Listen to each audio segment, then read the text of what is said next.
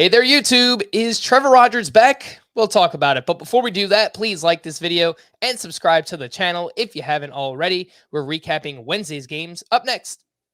And just like that, it's September. Welcome in to Fantasy Baseball today on Thursday, September 1st. Frank Stampfl joined by Scott White. Today on the show, is Trevor Rogers back? Break it down. We've got the worryometer a little bit later on. It's been a while. Worryometer on a Thursday. The thuriometer. Yes. A lot to be worried about, Frank. A lot to be worried about. A couple worry warts. Freddie Peralta. I'm looking at you, kid. Yandy Diaz might need more respect. We'll talk about him as well. But let's jump in. Oh, my goodness gracious. Oh, my goodness gracious. No one cares. Yankees stink. Anyway, Scott, who would you like to talk about? Well, I think we got to talk about Trevor Rogers here to start out. First start back from the IL, first start since July. And I'm looking over the game log now, tempted to say it was his best start of the season. Yeah, I think it was his best start of the season. So against the Rays, he allowed 1 earned run in 6 innings. With 5 strikeouts, respectable. 12 swinging strikes on 84 pitches, respectable.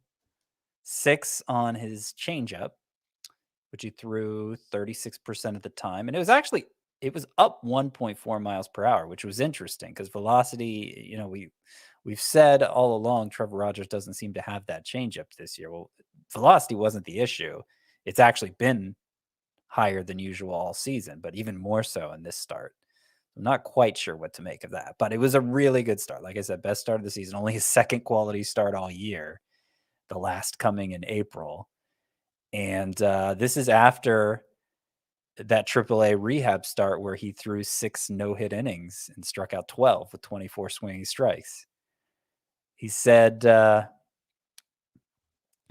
that rehab start, it's the best he's felt all season. He said after this return start in the majors that the IL gave him a chance to reset mechanically. And he's kind of had mechanics on the mind all year and didn't have to think about it in this one.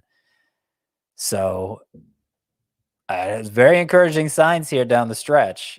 It's obviously every time you set your lineup this time of year, there's a lot riding on it. And so it's difficult to put faith in somebody like Trevor Rogers.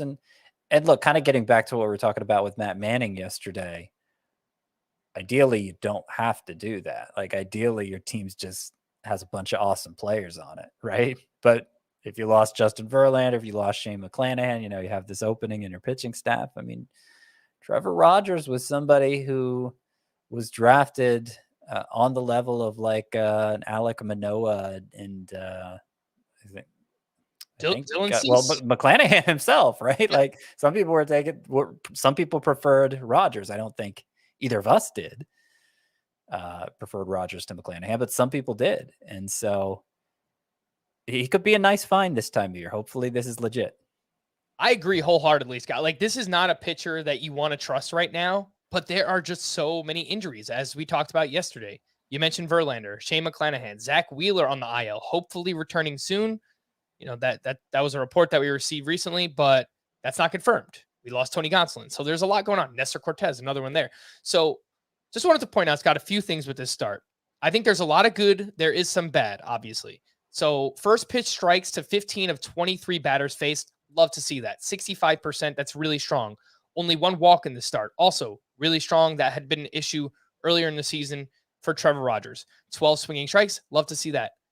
11 hard hits allowed. His average exit velocity against was 99 miles per hour. So, there's a lot of good, and then there's that. So that will fall in the bad pile here for Trevor Rogers. And again, like I wouldn't want to trust him, but you might not have a choice this time of year. I mean, he's 48% rostered. He's widely available, has a good amount of upside, at least based on what we saw last year from Trevor Rogers, but there's also a lot of downside. So keep that in mind. If you're looking to add Trevor Rogers, would you prefer to add him over Patrick Sandoval, Scotty? Because he had another strong start up against the New York Yankees where he went 7 innings of 2-run ball with 7 strikeouts. He had 17 swinging strikes on 82 pitches. Just a fantastic ratio there. 7 of those came on the changeup, which he threw 34% of the time, which we love to see because on the season, he's only used that changeup 24%, and it's his best pitch. It's a really, really good changeup. We're talking about one of the best changeups in all of baseball in Patrick Sandoval. So you really like to see that, Scott. Over his last 3 starts, only 3 walks. Great for Patrick Sandoval. He's only allowed 3 earned runs over these last 3 starts, and he's 67% rostered. So who do you prefer, him or Trevor Rogers? That's a tough one because like we could point to certain skill indicators for Patrick Sandoval that we'd like, but they've been present all year. And so where has this version over the last 3 starts been all year? Because it's been 3 great starts for Sandoval, combined 3 earned runs in 22 innings. You mentioned just 3 walks versus 21 strikeouts. I mean, that'll play if he's able to keep doing that. But there have been control issues. There have been pitch selection issues. And I can't really say I have a lot of faith in Sandoval right now either. I don't know. Who do you think? Who would you trust more this time of year, Sandoval or Rogers? I prefer Sandoval just because he's done it a little bit longer. Recently, what have we seen? We've only seen 1 start from Rogers. We've now seen 3 pretty damn good starts from Patrick Sandoval. Yeah. So I think a lot of it comes down to that control, Scott. Like if he can keep the walks down, if he throws this changeup more, that's the pitcher that we loved, frankly, coming into the season. He was a popular breakout pick for everybody in Patrick Sandoval. And, I don't know if this will remain, but as of now, it looks like his matchup next week will be against the Tigers. Once again, he threw a complete game shutout against them last time. So can't complain about that. I prefer Sandoval, but if you have the space, I would try to add both. If I have to play one, I think it would be Sandoval though. Yeah, well, I mean, if he does line up to face the Tigers next time, I mean, that's enough to clinch it for me. You made the case he's been doing it for longer, as in 3 starts. And I was kind of leaning that way for the same reason, which isn't much of a reason, right? But, the other side of the coin is Rogers has more of a mystery box quality, I think, because he had that reset that he's referred to. And maybe he's just going to come back a completely different pitcher. That's more of the risk reward side, I think, of that coin. But as I said, the fact that Sandoval's next start lines up against the Tigers, I mean, that makes it a no-brainer which to go with if you have to choose. I think the upside is higher for Trevor Rogers. I also think the downside is lower for Trevor Rogers. So I would say so. Yeah. Someone pointed out to me that Rogers has a really tough schedule rest of season. I don't know if things will necessarily line up this way because things change all the time, but just looking at the Marlins rest of season schedule, what I could find, it looked like he'll get the Phillies, Rangers, Nationals twice, Brewers, and Braves. So not so bad. I mean, there's some good matchups in there. Texas, Washington, and Brewers are not good against lefties, but that's only if it actually remains that way. So we'll see what happens with Trevor Rogers. But I think I would take Patrick Sandoval personally. Oh my goodness gracious. For me, Scott, just got to point it out. I mean, Gunnar Henderson, awesome debut here on Wednesday. He goes 2 for 4, hits a home run in his second at bat. So his first hit, technically a home run here in the major leagues. 107 exit velocity, 429 feet, came off of Tristan McKenzie, who frankly is a pretty damn good pitcher. He does struggle with fly balls and home runs, so I guess no surprise there. But Gunnar Henderson had 3 batted balls over 97 miles per hour exit velocity. He has got a great head of hair, Scott. Love the hair. He hit the home run. He swung out of his helmet, and then he's just running around the bases with like his golden locks just floating. I know. Like he kind of helped it off, right? Like he was starting to lose the helmet on the swing, and he just kind of took his hand and threw it off. It was a perfect so that he could have the hair flowing for his the first home run of his career. It was very Fabio-esque. Couldn't help but think of that scene from Moneyball. Like we're looking for Fabio. Well, maybe in this case you were, because look at him go. Yeah, 45%. Go ahead. Yeah, I mean, the most impressive things I think was the quality of contact, that he did hit the 397 miles per hour or more, that the home run did exceed. How long did you say it was? 400? 429. 429. Oh,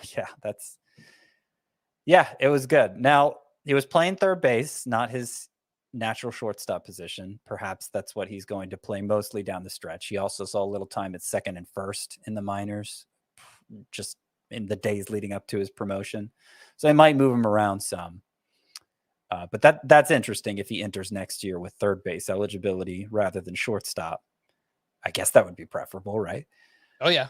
The other thing is, and this is related to the the other big call up we've seen here recently, Corbin Carroll.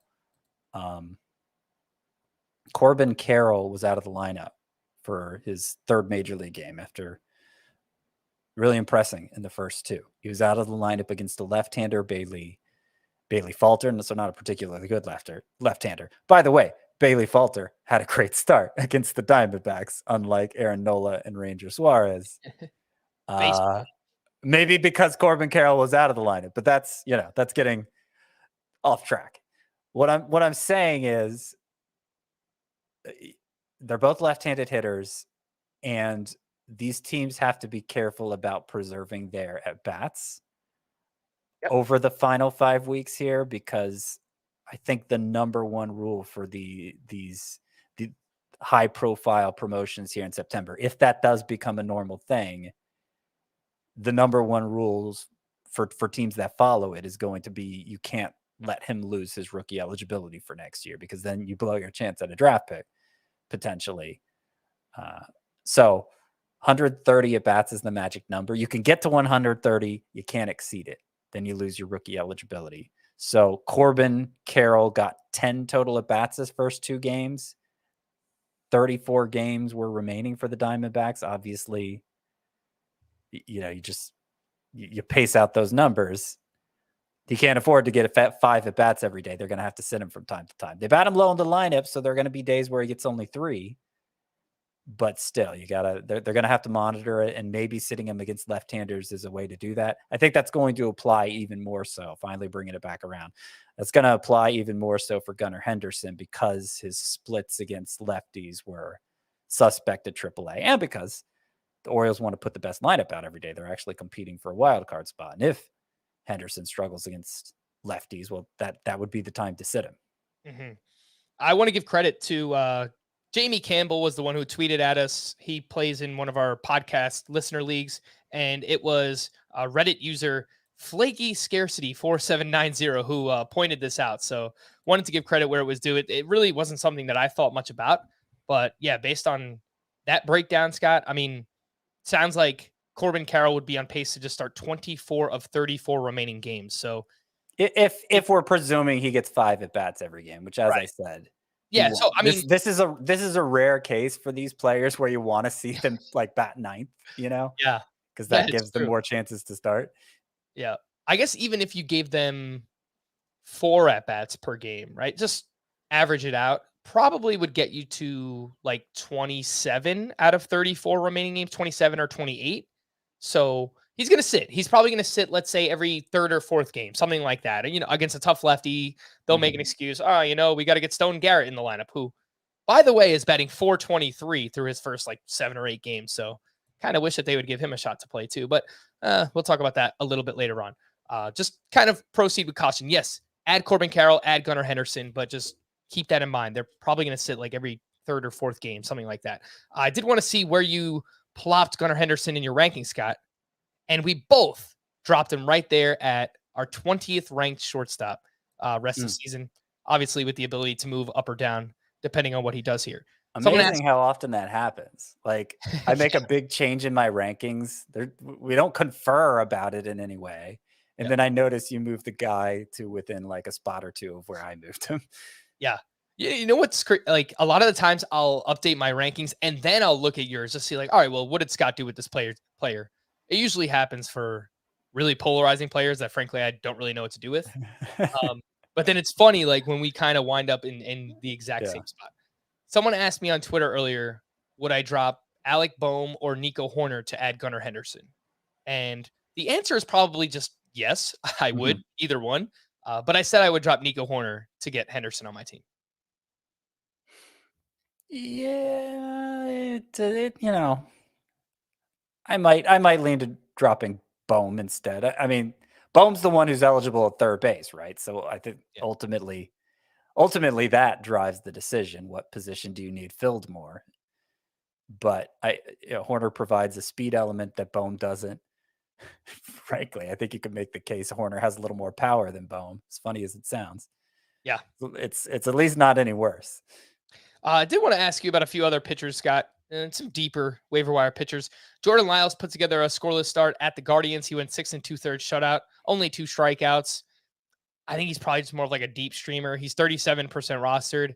Looks like he's on pace for 2 starts next week against the Blue Jays and the Red Sox. Woof. And then Bailey Falter did have a strong start, but he left with right groin tightness at the end there. He was at the Diamondbacks, 6 1/3, 1 run, 6 strikeouts. I actually started him in a really deep league, an important league too. So I was very pleased to see this start. Velocity up a little bit across the board for Bailey Falter. He's only 8% rostered, but now he's kind of got this injury, and Zach Wheeler could be back next week. So I just don't really know if we could do anything with it. Yeah, I don't know either. I like Bailey Falter in sort of a nebulous way. I don't think there's much application for him in fantasy yet. By the way, it's now 18-1 in that game. The Phillies really repaying the Diamondbacks for the last 2 days. 18 runs and no home runs. So they're going BABIP crazy here, just like the Diamondbacks did yesterday off NOLA. Yeah, they had to fix the plus minus after the past 2 days there. We'll get to the Phillies a little bit later on once that game goes final. Want to talk about a few waiver wire hitters. Lars Nootbaar, we talk about him all the time. He's not universally rostered yet. It's, his roster rate is now up to 72%, which is great, but it should continue to climb. Get on it. Amazing as he has played.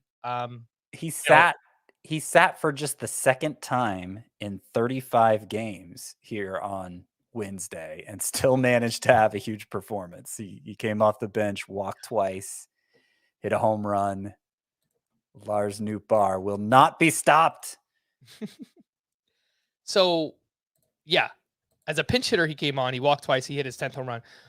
I moved him all the way up, Sky. Like I went crazy with it. I put him as like my 30th ranked outfielder just because like a lot of the other outfielders past that, I don't feel good about. Like this is someone I actually want to play. I want to put in my lineup right now. So you have him as your 43rd ranked outfielder, which I think is fine, but I would drop guys like JD Martinez and Ketel Marte to get Nootbaar if I had to. Yeah, that's fair. I probably would too. Yeah, I might need to move him up even more than I already have, because I probably would too. It's just, it just kind of depends how literally you want to take rest of season rankings, because of course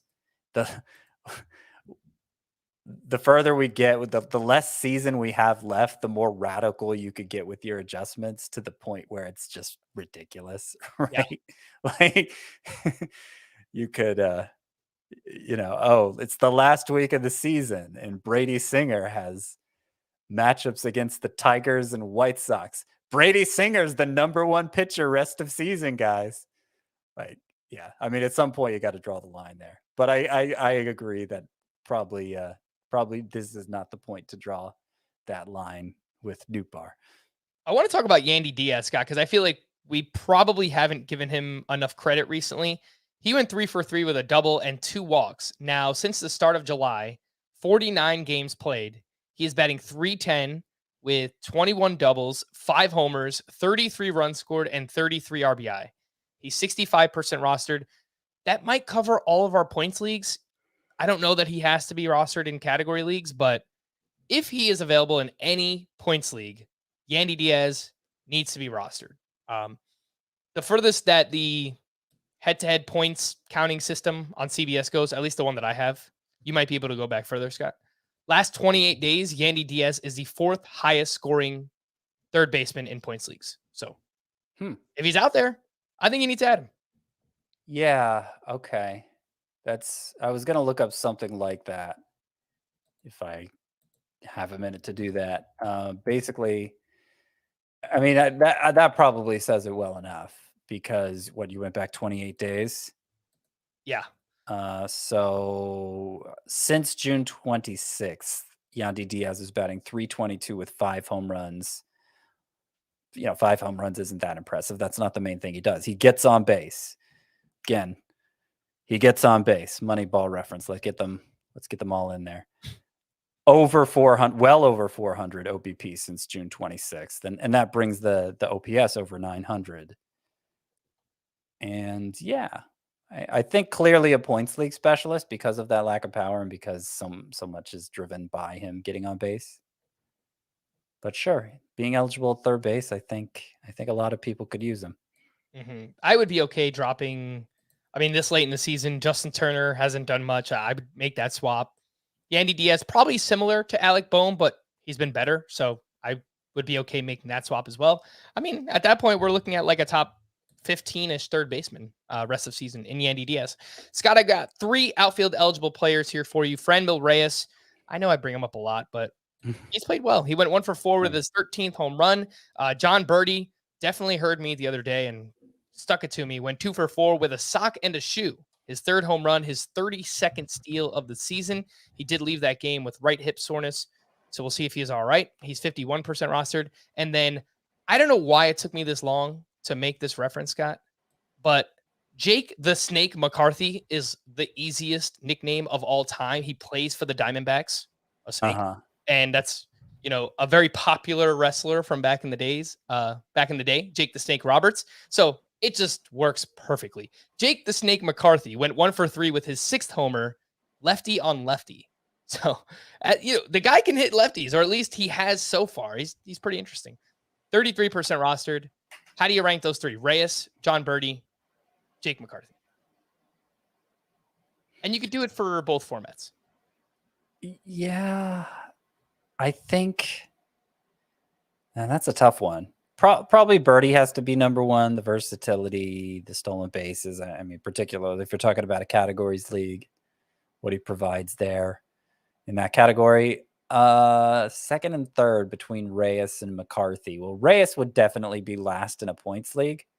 Although, I mean, I think the most encouraging thing he's done since joining the Cubs, the numbers, a 276 batting average, 821 OPS, 4 home runs now. The most encouraging thing is striking out 26% of the time with the Cubs. Knocked almost 10 percentage points off his season strikeout rate. And if Franmil Reyes is striking out only a quarter of the time, good things are going to happen. But I still think just in general, the plate discipline's so bad, he'd be 3rd in points leagues for me. McCarthy is becoming pretty interesting. So 2nd home run in as many games. That gives him 6 and 234 plate appearances, which isn't, pace that out. It's not like he's some power hitter, but an outfielder with a solid strikeout rate who can steal bases and is on what pace would that be over a full season's at bats? Like 13, 14 home runs. I mean, in today's environment, that'll play. So I'll say McCarthy is 2nd between Birdie and Reyes. But I think especially I think those first 2, Birdie and McCarthy, are close in points leagues. And I think those last 2, McCarthy and Reyes, are close in categories leagues. All right, let's rank 3 more hitters. These are more so deeper league middle infielders, or at least middle infield eligible. Luis Garcia has returned for the Nationals. He's played 4 games. He has 5 hits during that time, 1 homer, 1 steal. He was leading off on Wednesday. He's 17% rostered. Nick Gordon, another strong game. He went 2 for 4 with 2 doubles and 2 RBI. Keston Hiura went 2 for 5 with a double, an RBI, 2 runs scored. He was in the lineup even with Rowdy Tellez back for the team. So maybe they're just finding ways to get Keston Hiura more involved now. Scott, rank those 3: Garcia, Gordon, Hiura. Gordon, Hiura, Garcia. Obviously, there's a shelf life on Hiura. Let's see. So we don't know how much he's going to play, right? But we think he's going to play a little more right now. Is that the story with Keston Hiura? Yeah, I think so.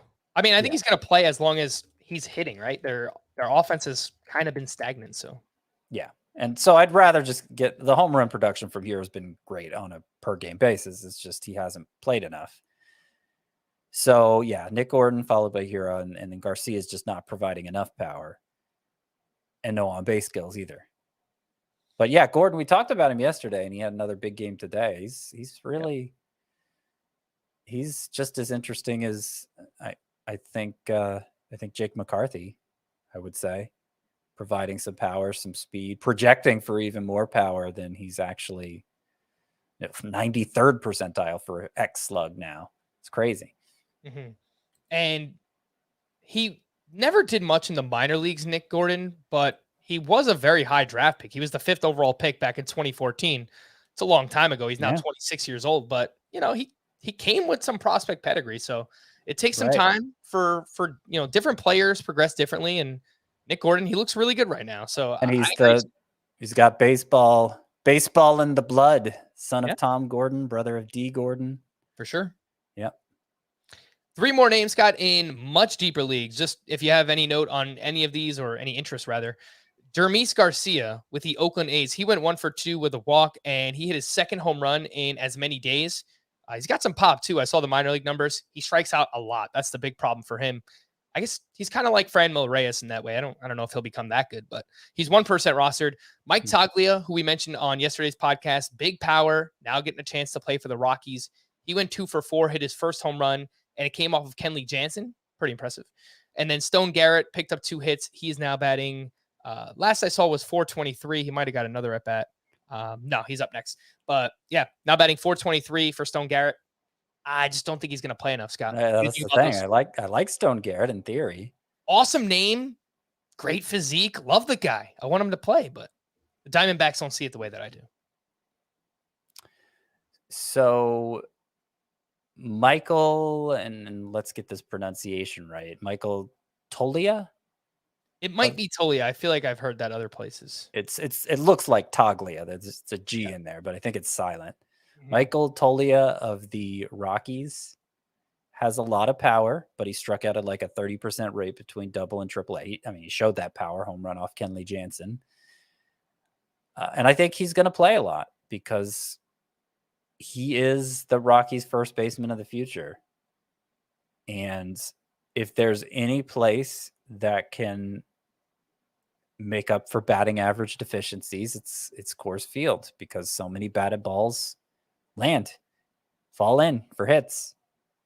So there may be something here.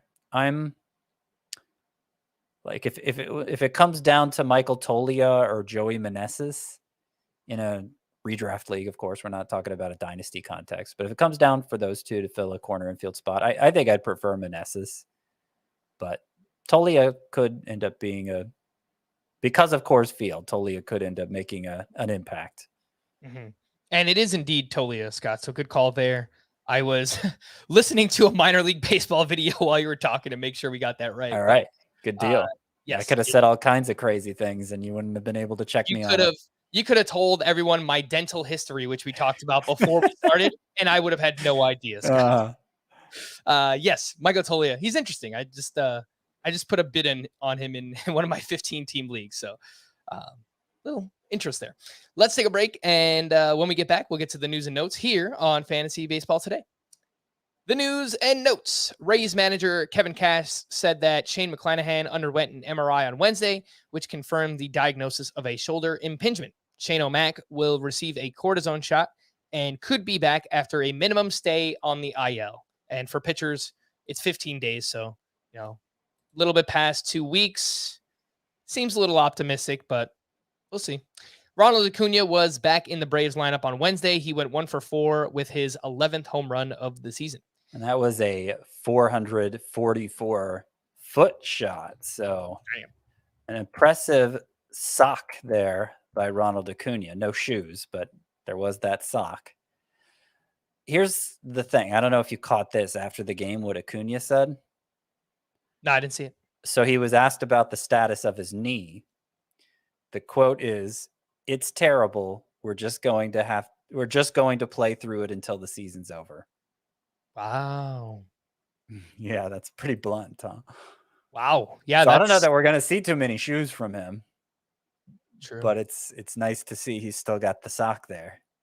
Yeah, I mean, if he's not running, we're gonna need some power to make up for that. So, and power's been what's been lacking most from this year. So yeah. I don't know. I don't really know what to expect. He's gonna have to sit a fair amount himself, I would guess. Mhm. And I mean, I hope he doesn't need some kind of intervention in the off season, or I don't know. Maybe it'd be better. Maybe it'd be more comforting if he did. So that I don't know. I don't know. It's kind of a problem. I'm looking up to see when his last stolen base was. It was August 13th. It wasn't that long ago. And he has 3 for the entire month, but he's 3 out of 3. And his last 3 steal attempts, he was caught. You mean 3 for 3 out of 3 for 6? Yeah. I was like 3 for 3. That's pretty good, Scott. Yeah. All right. Well, yeah, it's a tough situation because if he's not playing every day and he's not running like we want him to, like you can't bench Acuna because I mean he has as much upside as any hitter in the game. Maybe not right now, the way that he's clearly playing hurt, but yeah, I think you just kind of got to leave him in there. He leads off for one of the best lineups in baseball. I don't know, unless he goes on the IL. That's probably the only way we're gonna get him out of our lineups. I mean, the only way you'd even consider sitting Acuna is a points league. I would guess a 3 outfielder points league where you're just stacked in the outfield. I think that's the only scenario where it's even thinkable. Yeah, that makes sense. Brett Beatty, unfortunately, will undergo surgery to repair a torn UCL in his right thumb, and he was placed on the IL retroactive to August 29th. The standard recovery timeline for this type of procedure is about 5 weeks, so we will not see Brett Beatty again for the regular season. Maybe he can help them out in the postseason. That remains to be seen. Brandon Lau was placed on the IL with a right triceps contusion, retroactive to August 28th. Yordan Alvarez was out of the lineup again on Wednesday, but said he 100% expects to return to the starting lineup Friday against the Angels. Salvador Perez was scratched Wednesday with back tightness. Wilson Contreras was out of the lineup on Wednesday, had x-rays come back negative, and was cleared of structural damage after undergoing an MRI on his ankle. This ankle has been an issue for a while now. It's clearly affected his production too. So I don't really feel great about Wilson Contreras right now, but it's the catcher position. So yeah, don't really have a choice. That was one move I made in my rest of season rankings update today. I moved JT Realmuto up ahead of Wilson Contreras. Makes sense. I'm sure that's changing people's lineups left and right because all those people who have both of them. Yeah. I mean, hey, JTR has been amazing for like the past 2 months, so I get it. The Rockies won't have an update on Chris Bryant's foot for another 7 to 10 days. Luis Robert has missed 5 straight due to a sore left wrist and remains day-to-day. Nick Castellanos has missed the past 2 games with turf toe. Jorge Polanco has now missed 4 straight with left patellar tendonitis in his knee. Ramon Laureano will begin a rehab assignment at Single A on Thursday. He's been on the IL since mid-August due to a left oblique strain. Scott, would you look to maybe stash Laureano in 5 outfielder leagues right now? Yeah. I mean, presuming Roto, but yeah. I'm not sure I've ever played in a 5 outfielder points league. They probably exist. I've just never played in one.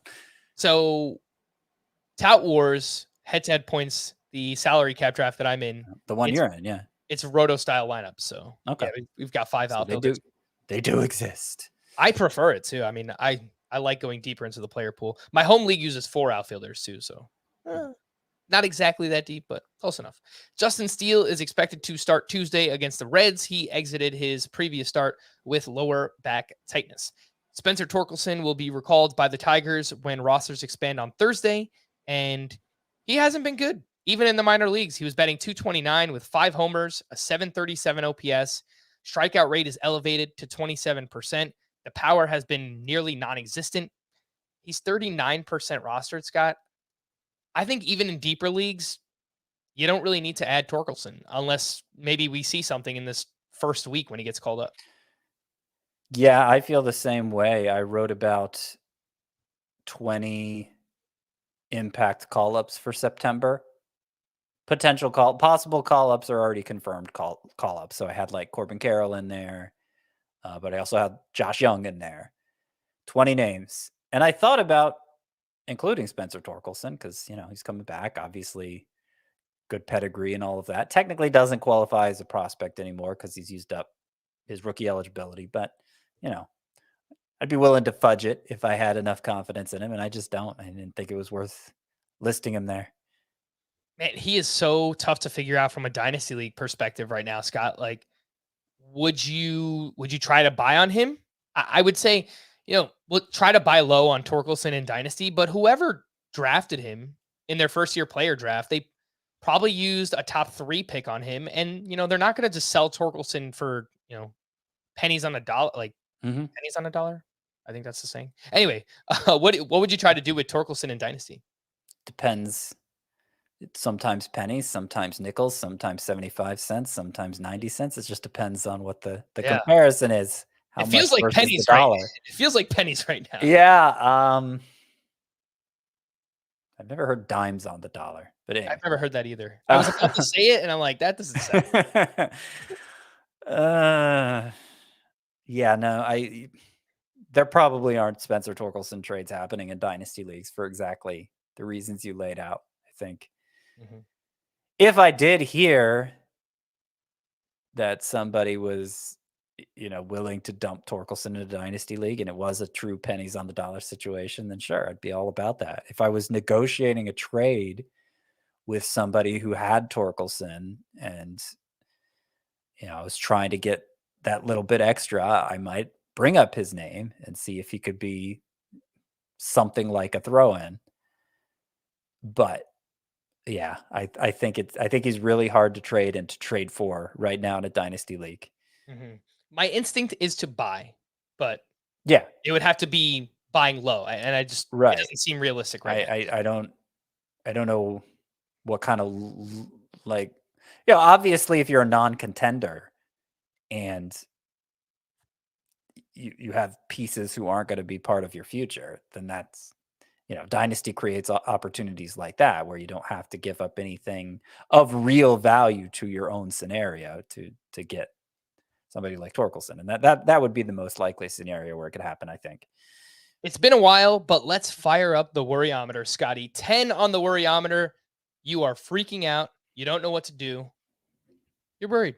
1, you're fine. Yeah, you're not concerned at all. Freddie Peralta, he had a solid start against the Pirates. He gave up 1 run over 5 innings pitched, 3 strikeouts, 0 walks, 10 swinging strikes on 74 pitches. It was a fine ratio. His velocity was way down in the start. Fastball was down 2.4 miles per hour. His curve was down 2.3 miles per hour. He's been okay since coming back from the IL. He's got a 2.47 ERA over 6 starts. The FIP and the XFIP are much higher. I mean, they're up over 4. They're like near 4.5. So what do you think? Worryometer on Freddie Peralta. I would go maybe like a 5. Because the results have been fine, I'm pretty much just running him out there. But the velocity is concerning. And this was actually the second straight start where the velocity was down. It wasn't down as much on the fastball last time out as it was in this one, but it was down on both the breaking balls, more than 2 miles per hour in his previous start too. And yet they've been among his best starts. So yeah, that's a tough one to figure out, but you don't like to see velocity go down, generally speaking. Might have to be a little bit more careful with the matchups with him. He's getting it done, but I don't know. I don't like it. I don't like it one bit for Freddie Peralta. Joe Ryan was hit hard by the Boston Red Sox here. He gave up 5 runs over 5 innings pitched. He did have 8 strikeouts. He had 19 swinging strikes, 14 of those coming on the fastball. So that is amazing. However, he gave up a lot of hard contact, 95.4 mile per hour average exit velocity against in this start. And since June 14th, I'm kind of cherry picking here. There's a 10 earned run start in there. I get it, but the numbers are what they are. His last 14 starts, including tonight, he's got a 4.80 ERA, over a strikeout per inning, so that's fine. But Scott, there's a lot of 5 inning starts in there. There's a few like 4 earned run, 5 earned run starts. Joe Ryan just remains an enigma. He is tough to figure out. Where is he on the worryometer? So there's also 4 starts, 2 earned runs or fewer, right? A lot of those, it's kind of a more extreme version of what we've been talking about with Aaron Nola the past few days, where the starts are either really good or they're really bad. And in Joe Ryan's case, the really bad starts are a little more frequent than they've been for Aaron Nola. I think it's just part of the profile. He's going to be susceptible to the long ball, and that's going to lead to some ugly stat lines from time to time. I mean, the 10-run start, he gave up 5 home runs. You don't see anybody give up 5 home runs very often. But the strikeout rate's good. The walk rate is very good. It's been a little worse lately, but that's throughout his minor league career. He was the guy who showed great control.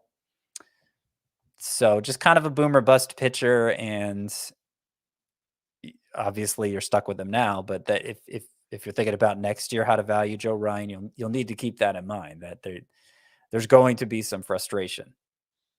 He's not exactly the same profile, but he's kind of similar to Tristan McKenzie in that he gives up all these fly balls and he's got relatively good control. But yeah, a lot of fly balls can lead to home runs, obviously. Tristan McKenzie has like more breaking pitches. So, it's not a apples comparison, but I didn't tell you worryometer number 3, I'll say, 3 for Joe Ryan versus the 5 for Freddie Peralta. Okay. The last one here is Martin Perez, who was touched up once again by the Houston Astros. And over his last 5 starts, he's got a 4.82 ERA. 3 of those were quality starts. The other 2 against the Astros were the ones where he got rocked. So I might be reaching a little bit here. The overall whip, Scott, now for Martin Perez is up to 1.23. So that has been climbing pretty rapidly here. Where is he on the worryometer? I'm going to put him right in between the other 2. I'll say 4. So there is some worry, but I don't think I'm going to do anything about it. I think I'm just going to keep starting him. You mentioned the whip. The most worrisome thing about Martin Perez, he's a guy who's had control problems in the past. And most of that increase in whip has to do with an increase in walks. And it's pretty alarming how drastic it is. If I can find it real quick here. Oh, where did it go? I know I put the numbers in here. Hang on a second. I got it.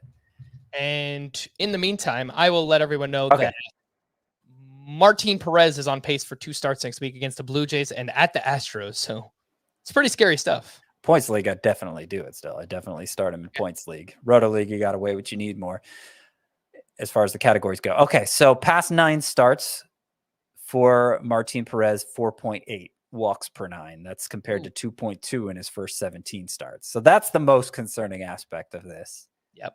And yet, I mean, you look at where he ranks among pitchers, and it's just so high. Like I'm not particularly coming off 3 good starts in a row prior to this one, right? Like I'm not gonna bench him in most cases. That start against the Astros once again, though, that just it scares me quite a bit when it comes to Martin Perez. But look what he did in his last start against the Astros. You mean when he gave up 7 runs over 5 innings? All right, I guess I was thinking of a different one. Sorry. He did throw a complete game against him earlier in the season. So he threw 7 shutout innings at Colorado last time out. That's probably what I was thinking, at Colorado. Oh yeah, and the only leagues where I have him, I benched him, of course, for that one, and he was great. And then I started him again this time, and boom, that's basically fantasy baseball in a nutshell. Or I was thinking about he threw a complete game shutout against the Astros on May 20th.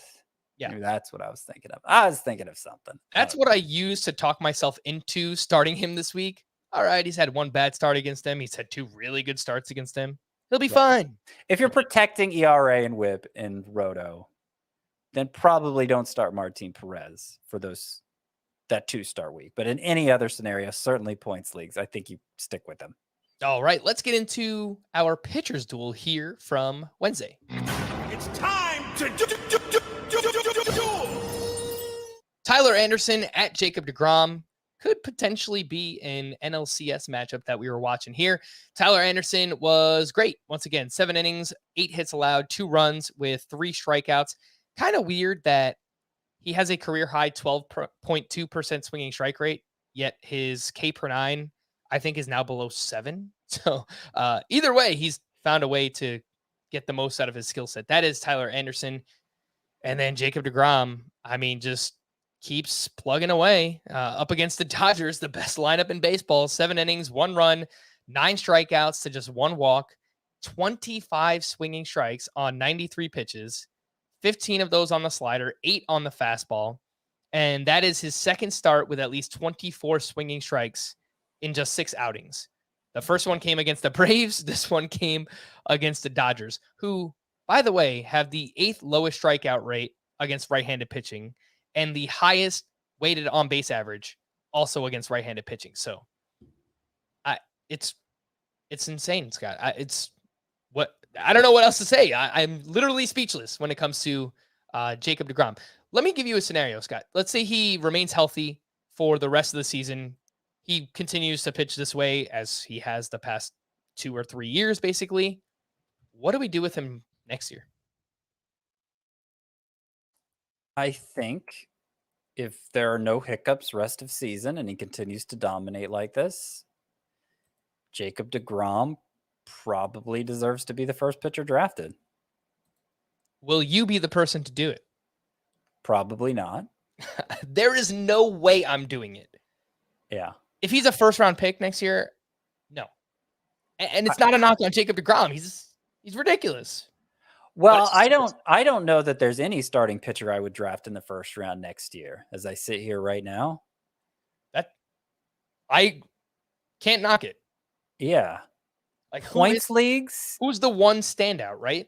I mean, Corbin Burns has slowed up recently. Garrett Cole doesn't look like himself. Max Scherzer has been really good. I mean, he might have a claim to the throne, honestly, to be the SP1. But he's older. He misses time. Points leagues specifically, if it's not deGrom, it might be Sandy Alcantara. Yes. Now we're talking, Scotty. But the drop off at hitter is so steep by comparison that I think even in points leagues, like I'm going back to 2015 Scott White and earlier. Just give me all the hitters. Can I swing from one extreme to another in a 2-year span? I actually think I'm going to be with you, Scott. Yeah. I mean, just like looking back at my teams this season, and yeah, I actually saw an email, and we got time, and we'll dig into it. Someone pointed out that there were a lot of first-round busts for hitters this year. Bo Bichette, Ronald Acuna, Luis Robert was in that mix, which is fair. But there is a higher hit rate in terms of taking a hitter in the first 4 rounds versus a pitcher in the first 4 rounds. It's more likely that you will get return on your investment on a hitter than you will a pitcher. That's just based on data. I was talking with like Ariel Cohen about it, recently, and he's a lot smarter than I am, so I would take his word for it. But just thinking about it, it makes sense. Last question on deGrom. Max Scherzer got 3 years, $130 million this offseason with the New York Mets. Do you think Jacob deGrom, let's say he gets a 3-year contract, do you think he gets more money than that?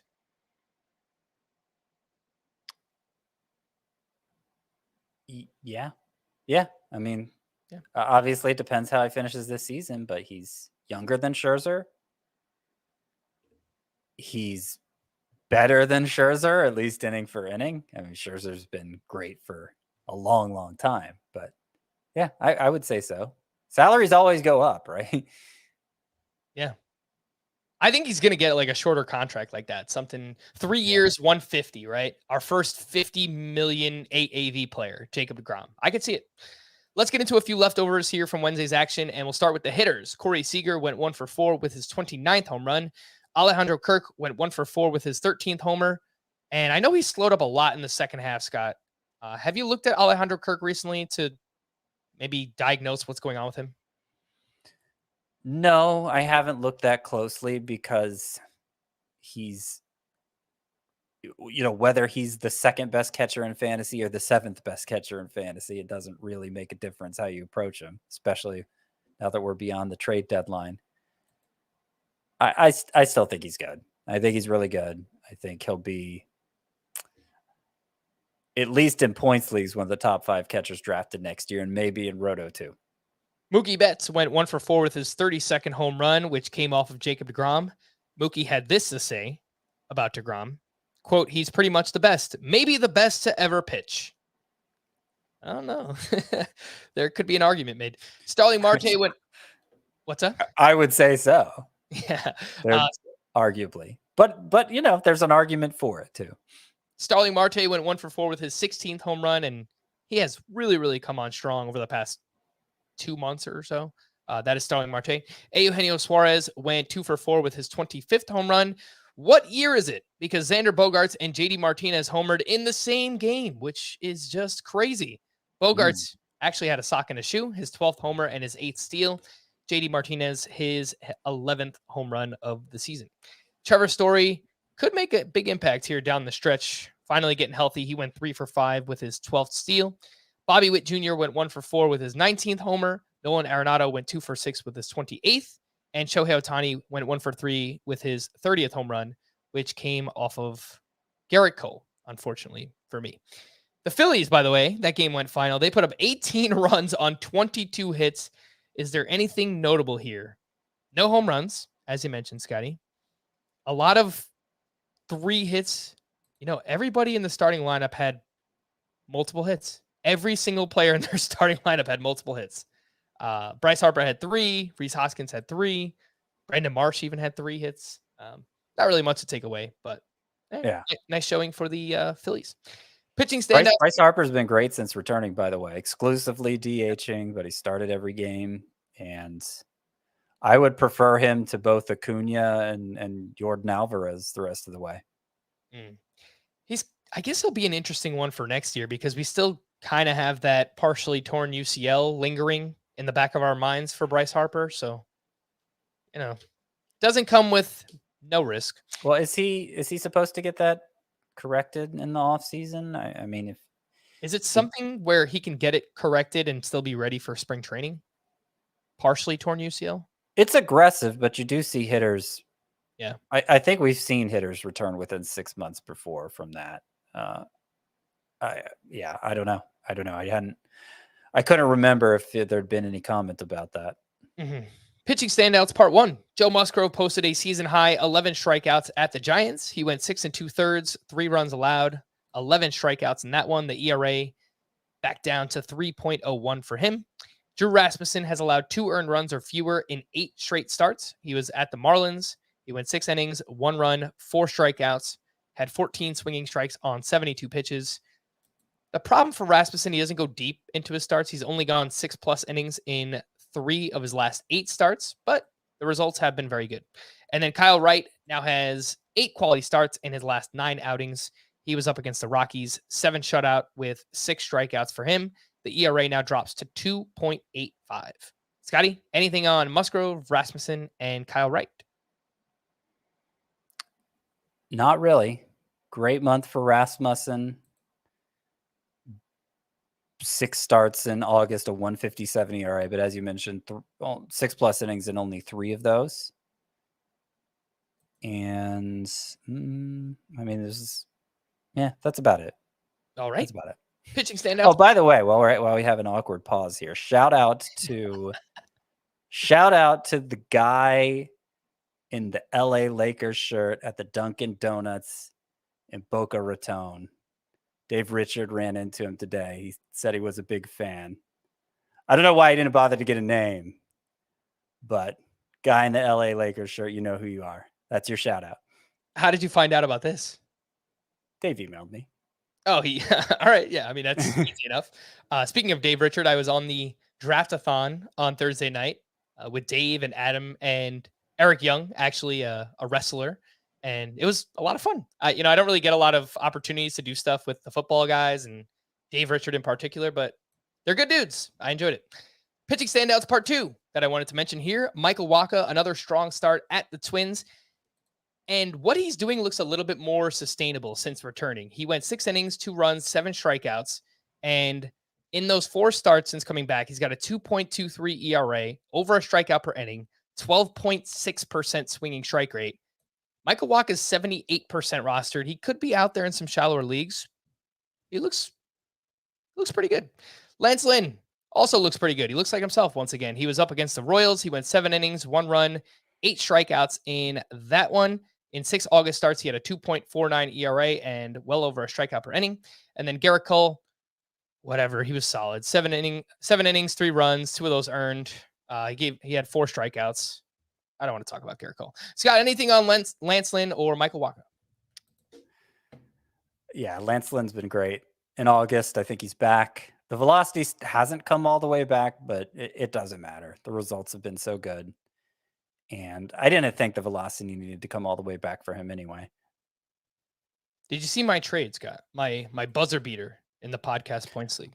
You know, particularly in a head-to-head league, I don't know why the trade deadline hasn't come yet. I kind of find that a little irksome that teams that are clearly out of it, like literally the playoffs start next week and you can still make trades. That seems a little bonkers to me. But no, what was the trade? To be fair, it was the number 1 and 2 teams trading with each other. So yeah. But you're right. I'll let you in on a little secret, Scott. I don't think that I've changed it since the shortened season. Yeah. So I got to jot that down in my notes for things to change in the podcast league going into next year. But you're absolutely right. Probably shouldn't have went down. Anyway, my trade, I lost Verlander. I lost McClanahan. I lost Zach Wheeler. I'm holding on for dear life right now. I traded away Bobby Witt Jr. and Jordan Romano for Lance Lynn, Jose Miranda, and Kenley Jansen. So I guess downgrade a little bit at relief pitcher, and then Bobby Witt for Lance Lynn and Miranda. I mean, it doesn't sound great, but it might meet your needs better. Whoa. So is Miranda take over as your third baseman? What do you mean it doesn't sound great? Like for me? Yeah, I mean, just in a vacuum. I get a top 30 starting pitcher. Lance I Lynn? need it. I guess. Top 30-ish. Yeah, but Bobby Witt's a top 7 third baseman with a very steep drop off after that. Yeah. So I assume Miranda takes over as your third baseman. He sure does. Yeah. You got big shoes to fill, Jose. Yeah. So I hope you're ready, bud. Yeah. The call to the bullpen. Let's start with the Astros. Rafael Montero gave up a hit, but picked up his 10th save. For the Padres, interesting. Nick Martinez was unavailable. He pitched each of the past 2 days. Josh Hader converted his 30th save of the season. Yeah, boy. What does that mean moving forward? That means I may have been too aggressive moving him down in my rankings. Clearly, this was instigated by an availability issue there with Nick Martinez. I'm sure Hader wouldn't have gotten this chance otherwise, but since he converted it, opens the door to new possibilities. So this is what he had to say after the game. He said it was something mechanically I was going through. Interesting that he uses the past tense, because remember, it was just his previous outing. He allowed 6 earned runs against the Royals, and in his last 21 innings, 28 earned runs. It's just been terrible. So he said it was something mechanically I was going through. He also called it a step in the right direction. So he both referred to it in past tense and kind of referred to it as a work in progress. He did have a wild pitch in it. But yeah, it was a scoreless inning. So hopefully Josh Hader's going to bounce back. I think I need to see one more before I think about starting him again. Frankly, I am shocked that they went to him in the 9th inning. I know he's Josh Hader, but he has been so bad recently. I mean, good for him. I hope he gets back on track, but I was shocked myself to see it. For Tampa Bay, Jason Adam pitched in the 9th inning with the game tied. Jalen Beeks then picked up his 2nd save in extra innings. For the Cubs, Brendan Hughes entered in the 7th inning with a 2-run lead to face Lourdes Gurriel. There was a runner on first base, but then Brendan Hughes recorded the next 4 outs. Rowan Wick then closed out the 9th inning for his 9th save. I still think Brendan Hughes is their highest leverage reliever. Yeah. And probably who they prefer in the 9th inning. So Hughes had gotten 3 of their previous 4 saves, and the only one he didn't get was in an extra inning game. But he had, during that span of time, worked innings other than the 9th. So it's clear he wasn't being treated like a conventional closer. But I agree that he seems to be the reliever David Ross trusts the most, and probably will get the majority of the save chances because of that. He has the best numbers. He has way better numbers than Rowan Wick. Mm-hmm. For the Mets, sound the trumpet, Scotty. Edwin Diaz struck out one for his 29th save. I'm assuming you've seen this big trumpet entrance. Yeah, it's pretty great. Yeah, it is. It's pretty great. So this is kind of a feud between Mets and Braves fans. I mean, obviously what's the name of that song? I don't know. I know the guy who does it is Timmy Trumpet. I'd recognize it if somebody said the name, and I don't know a song. I don't think there's lyrics, but I never know what to call a song that doesn't have words. It's an instrumental, I guess. Yeah. Anyway, so it's also William Contreras' walk-up song. Yeah. And it's called Narco. Okay. It's William Contreras' walk-up song. And it's been his walk-up song all year, but because Edwin Diaz is now most known for it, Mets fans thinks that William Contreras stole it or is trolling Edwin Diaz with it. And so it's become a point of contention. I mean, either way, it's fine by me. If he's trolling him, then I'm cool with that too. Obviously, I'm a hater, right? In New York, Scott, I mean, the media here, it's like Edwin Diaz is the new Mariano Rivera. He has got a cool entrance, blah blah blah. And I'm just like, can we not be so ridiculous all the time? Like, why do we have to do this? Anytime anything even resembles something else, we have to make it a comparison, which just doesn't make sense. Yeah. Regardless, it's pretty cool. For the Mariners, Paul Sewald walked 2, but struck out 2 for his 17th save. For the White Sox, Liam Hendricks allowed 2 hits and a run, but converted his 29th. For the Red Sox, Matt Barnes gave up a hit and a walk, but picked up his 4th save. What's dead may never die. Scott, Matt Barnes, do you think he's actually kind of working his way back into the closer mix here? I mean, maybe, but it's very messy, and Tanner Houck could be back soon, which would just make it messier. I'm not confident Houck's gonna become the closer again, but he'll make it even messier. All right. Kenley Jansen gave up 2 runs, but picked up his 30th save. And then for the Angels, Jimmy Herget entered in the 9th inning with a 1-run lead. He, I believe, walked both Aaron Judge and Giancarlo Stanton to lead off the inning, and then he recorded the next 3 outs in a row. So. And yeah. And I think that's either 2 or 3 saves in a row for him now. That is 3 in a row. Jimmy Herget has each of the Angels' past 3 saves. Yeah. And in a 5-day span, which is interesting. Numbers for the year, Jimmy Herget, 2.73 ERA, 0.95 whip, 8.7 K per 9. You'd like the K per 9 to be higher, but those are good numbers. Yep. He's been mostly a multi-inning reliever this year, but 3 of his last 4 appearances have been like conventional closer type appearances. So I think Jimmy Herget's the clear favorite now for the Angels. I agree. Yeah, I think if you play in deeper leagues and you're chasing saves, Jimmy Herget is 3% rostered. Definitely a name to target. To stream or not to stream for Thursday, Eduardo Rodriguez versus the Mariners, Ken Waldichuk in his debut at the Nationals, or Kyle Bradish at the Guardians. If you're desperate to start one, Eduardo Rodriguez would be my choice, but not a lot of confidence there. It doesn't get much better on Friday. Kyle Freeland at the Reds, JP Sears at the Orioles, Gene Kramer versus the A's, Daniel Lynch at the Tigers, and Domingo Germán at the Rays. You know, I know my sleeper pitchers for the week included Eduardo Rodriguez and didn't include Dean Kramer and Daniel Lynch, but given their matchups, Kramer against the A's and Lynch at Detroit, if you're combining Thursday and Friday, I think I prefer both of them to Eduardo Rodriguez. That's Dean Kramer and Daniel Lynch. We're going to wrap there. For Scott, I am Frank. Thank you all for listening and watching Fantasy Baseball today. We'll be back again tomorrow. Bye-bye.